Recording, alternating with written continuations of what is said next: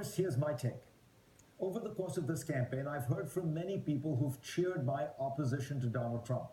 But there are others who've objected, arguing that I was being biased, that Hillary Clinton had many flaws as well. So let me try to explain one last time why Donald Trump is worth special attention. I'm not a highly partisan person.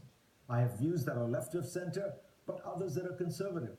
I came to this country when Ronald Reagan was president, and I admired him.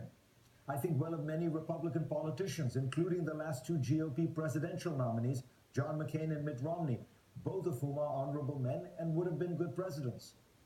Donald Trump is different, not just because he is obnoxious, tacky, and vulgar, or that his business dealings show him to be a scam artist.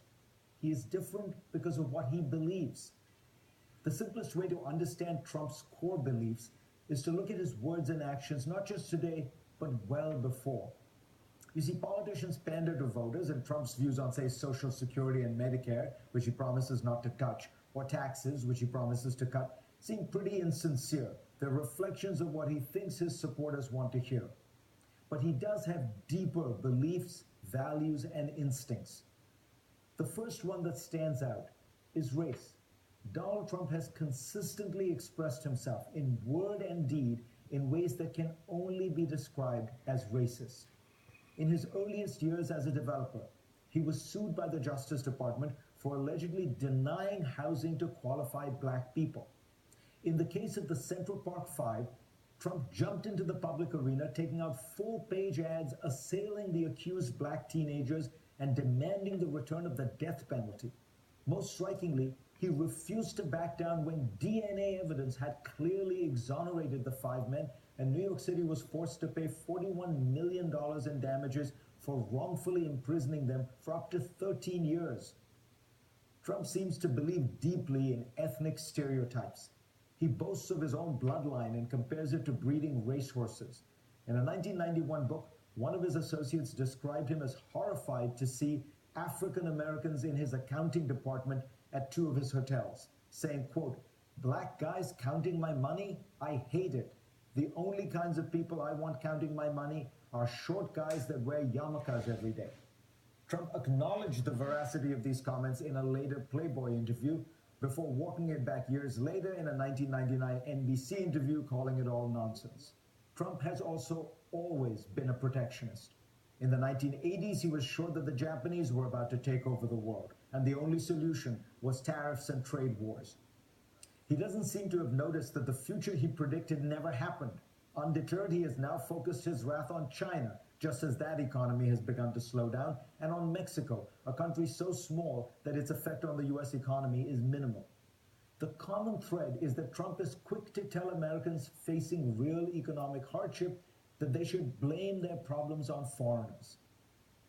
If there is one view that Trump has expressed consistently, openly, and with relish, it is that women exist fundamentally as objects for men's pleasure. He has said and done dozens of things over 30 years that confirm this demeaning view of women. In interviews with Howard Stern, during his ownership of the Miss Universe pageant, when describing working women, and when debating female candidates like Carly Fiorina and Hillary Clinton.